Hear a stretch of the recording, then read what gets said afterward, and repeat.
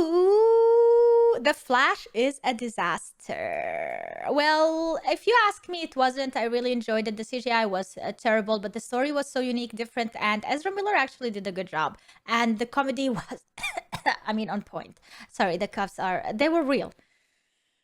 I have allergies or something. The Flash was first announced in 2014, where it was stuck in development hell for almost 10 years. It suffered many production problems involving numerous directors either leaving the project or being And for a movie who went through all of this shit, it was actually delivered very well. fired. I enjoyed Dozens it. of scripts that were either thrown out or reworked, and the fact that the main actor of the movie is an insane queer criminal who turned out to be such a problem that Warner Brothers banned him from giving... Wait. It's so mean to say insane queer. Like, there was no need to label all of these labels, and him being queer has nothing to do with what he has done, which is being a criminal. Interviews for his own movie. Maybe, and allegedly. when I say that Ezra Miller is insane, I'm not joking. The guy is fucking nuts. The first thing he did was strangle a pregnant woman. Did you want to fight? Is that the deal? Whoa, bro. Then uploaded a video where I never saw that, man. That's crazy. She's pregnant. he threatened the KKK. This is a message for the Beulahville chapter of the North Carolina Ku Klux Klan. I suggest just killing yourselves with your own guns. Got arrested in Hawaii for attacking several people at a karaoke bar, for which he only received a $500 fine. I'm transgender, non-binary, and I don't want to be searched by a man. I claim my Fourth Amendment rights. Afterwards, he was arrested again and charged with second-degree assault on a 26-year-old woman that he threw a chair at and cut her forehead. The reason why he did this was because he became irritated when he was asked to leave. He was later released as an investigation is still ongoing. Not long afterwards, he allegedly went on to groom several children and start a cult, then burgled a home in Vermont where he stole some alcohol. He was arrested for the third time, but only charged with trespassing and given a light sentence of serving 1 year on probation. Not a $500 fine for what he did? Honestly, hear me out. I feel like fines should not be the same for every person. I think that it should be a percentage base, and it should be a percentage based on your income for the last year or something like that. In my opinion, a millionaire who commits a crime and he has to pay for it, he should pay way more in a percentage wise. Like, I don't know, 2% of what you made last year. Yeah. Like, it's not fair. If it's $500 for this guy, that's nothing. He will keep doing that shit over and over again if we can just pay for it. A single one of us would have gotten away with half the crimes he committed. Now, does anyone else find it funny just how ironic this situation is? Ezra Miller is a known criminal who is allowed to get away with committing crimes just for the simple fact that he plays a superhero on the big screen. How ironic. Okay, but hear me out again. I don't think that you should base an artwork upon the creator of the artwork, like on his personal or private life. Yeah, there are, of course, degrees, like if it's a murderer or a mass murderer or, I don't know, a dictator or whatever. But in these cases, I feel like if an actor is a good actor, I will say that he did a good job acting and impersonating a character on the screen. I'm allowed to say that without actually approving of the crime that he has committed. The amount of lies that everyone around this movie has told. The director, Andy Muschietti, has said that there is nobody else he could imagine playing Flash. Oh, wait, you serious? Let me laugh even harder. Ezra Miller is the worst thing in this movie by far. No, and when he did meets his good. younger self, the film makes you want to reach through the screen and slap the fucking pair That's of them. what I thought until Andy I watched wasn't it. I liked the only one who was lying. James Gunn said that The Flash is one of the best superhero movies he's ever seen. You're a liar! You're a liar! The Flash is not a good movie. In fact, the movie is a fucking mess. It feels like several scripts that were smashed together and I do not agree. Like, if we compare it to all the other movies that have been out, I feel like this is the movie that basically from 20 minutes until the end had the same path of the story. And all these characters that were brought into the movie were brought for a reason, and they took enough space and place on the screen, you know, without overtaking the actual main story. Because of that, the narrative doesn't flow naturally like a cohesive story would. It does, For example, though. in the beginning of the movie, Not the beginning, we can yeah. see that the Flash has a calorie watch that shows how much energy he has left. It also shows us that he loses speed whenever he is hungry. Now, normally you would think that this would pay off later in the movie, but it's never brought up again. Sure, we see Ezra stuff his face a few times in the film, but the calorie watch or the speed reduction is forgotten wait, about. but there is literally no need to show you that anymore. You know it's there, you know it is used. Do you want for him every time he needs to eat or something to look at the watch and take a couple of seconds of the screen of him seeing that he needs to eat? No, it's amplified. Like, not amplified. What is the word? I don't know. There is an English word for it, but you know what I mean. And let's not talk Implied, about the yeah. god-fucking awful CGI. Thank you. I don't know how they done Oh, it. this is but this awful. $300 million. This CGI was so bad. The baby scene. Oh my god, I was cringing so hard. And hear me out, they explained it after. They said the reason that the CGI might look really bad is because we did it that way. We wanted to make it that way because it literally shows you the speed of light or whatever. Like, that's how it would look like if we imagined this thing as a reality, you know? So it would look through the eyes of, like, the textures are not there. Nothing is really sharp. Everything is in a yellow color, you know? Come on, man. Just admit. Just admit. Movie has the worst CGI I have ever seen. So it's so fucking terrible that it makes the effects on She-Hulk look good. Honestly. True. I mean, look at how he runs. Forrest Gump can run better than him. So after the movie came out, Yeah, Nicolas Cage is there too, by the way, and this is how he looks like. everyone has gone on Twitter and slammed the film for looking hideous. This response has made Andy Muschietti come out, and he has tried to justify the effects by saying, the idea, of course, is that we are in the perspective of the Flash. Everything is distorted in terms of light and textures. What a load of bollocks. Anyone can see that this is just cope for the fact that everyone is taking the piss out of the shit movie. The music in this movie makes it feel like we are listening To be honest, if that was the case, then let's say the baby scene is here. Every time it's in colors, which means it's not from the perspective of the Flash, right? I mean, it's not from the perspective of the time being slow and whatnot, right? We're seeing him from afar. It's from our perspective. So shouldn't that mean that whenever there is in colors, the CGI should look like we see it? And whenever it is orange like this, it means how he sees it.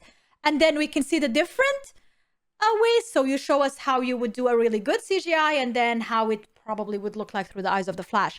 I mean, yeah, shit I would do movie. that. The music in this movie makes it feel like we are listening to the director's playlist rather than the music tying into the story. It feels like it was just randomly thrown in. Moving on, the movie is way too long, clocking in at 2 hours and 35 minutes. didn't feel like it. Because of this, it's an entire hour before we can even see Michael Keaton. So for almost half the movie, we are forcibly stuck with two Ezra Millers. There are plenty of scenes in the first hour of this movie that should have been cut out entirely. There is a big action scene in the beginning that doesn't factor into the narrative at all. It's completely... Come on, it's an introduction to Batman. Everybody want to see Batman fighting some random tier 6 enemies, you know, villains. Like, come on. Disposable. It's an Not just introduction. that, there is also the inclusion of blackwashed Iris West, who is such a non-entity in this movie. I mean, that they wondered did why that with the Flash series as well. Iris was black, and there was nothing wrong in that. the fuck is this character even in this film? She only interacts with Ezra 3 times in the movie in very short, brief scenes that don't mean anything. She too should have been left on the cutting room floor. Another point I wanted to make is that everyone in this movie is a this killer. is one of the now, best I'm fine with Michael scenes, Keaton's in my opinion. Batman killing people. It's what he did in the 89 movie. The same goes for Supergirl. She wasn't raised by the Kents and has been experimented on for most of her life, so she wouldn't have the same morality that Superman did. My problem is with the Flash, who is definitely a killer. There is a particular scene where one guard spots the group in a Siberian base, and the Flash, going about Mach 10, throws the guy into the wall. Ah, there goes that murderer! You got away with murder! Now, for all the negatives, there are some positives to this movie. The first is Michael Keaton, who is the best thing in it, especially the first scene we see him in, and that's him kicking the absolute shit out of Ezra Miller. Unfortunately for him, he was massively underused and has no real arc in this movie. I, and probably everyone else who watched this movie, would have preferred to have seen a solo Batman movie instead of The Flash. The way he was written was pretty bad as well. One moment, they ask him to help save the entire world, and he just says no. Why? He doesn't help because he just doesn't want to anymore, but luckily for them, 5 minutes later, he changes his mind. Next up, we have Latina Cara Zor-El, who, despite being in tons of the marketing, is barely in the movie. And surprisingly, she wasn't annoying and isn't a Mary Sue.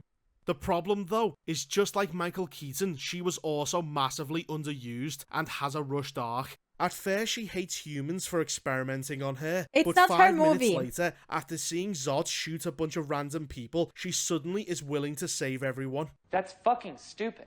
Another No, it's because she asked where Superman is, and I don't want to spoil, but spoilers! He said that he killed him as a baby, and she raged, and that's why she wanted to fight him. The positive, I will say, is that they have blended the two Barrys on screen together very well and seem to have done a good job transplanting Ezra Miller's face on another actor. It's the only time the effects in this movie Oh, she had were no reason to actually save put humans to good before? use. Well, with all that said and done, Yes, but there was a scene between Ezra Miller and her, I mean, the Flash and her, where she asked him, why did you save me? You had no reason to save me. And then he said something like, because that's what heroes do, or something like that.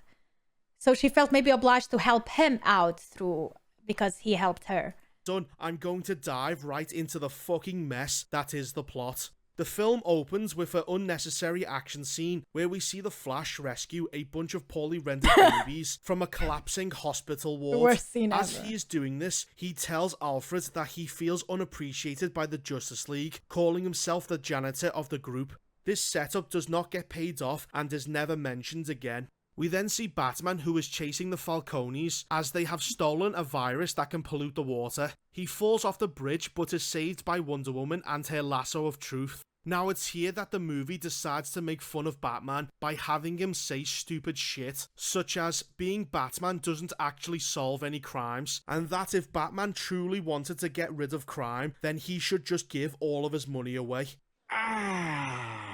Now, what these retards forget is that Bruce Wayne gives away tons of money every year to charities. That's but true. what help is free money really if every aspect of your city is corrupt? The best case scenario is that the money is pocketed by corrupt officials, and the worst case is that it ends up funding the very criminals he is trying to True. stop. So after this, the story actually begins, and we see Money a is flashback not the to when solution in Barry's mother Gotham. was murdered. She was alone at home as his father was at the store getting a can of tomatoes. Unfortunately, Tomato. when he got home, he was arrested for the murder of his wife. Back to the future!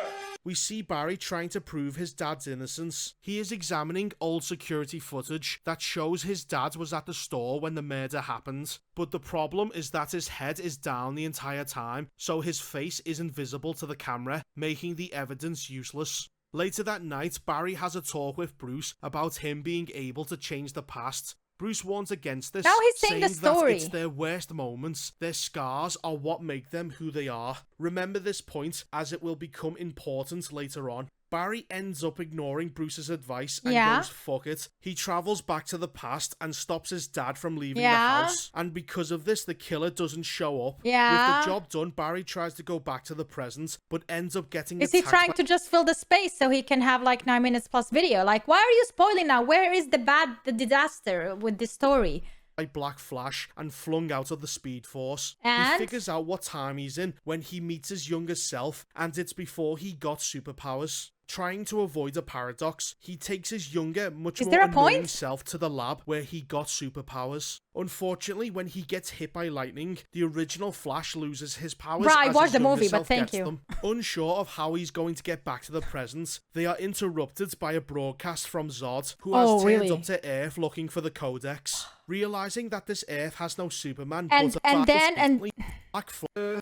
I sent wave after wave of my own men at them. It's the That whole movie. didn't take me 60 years to find out. It seems like an obvious solution if you keep duplicating yourself. Anyway, it turns out that the time-space continuum is collapsing. still saying and we the see story. a bunch Ah, of okay. horrific cameos in CGI. They're not even the actors. It was funny though.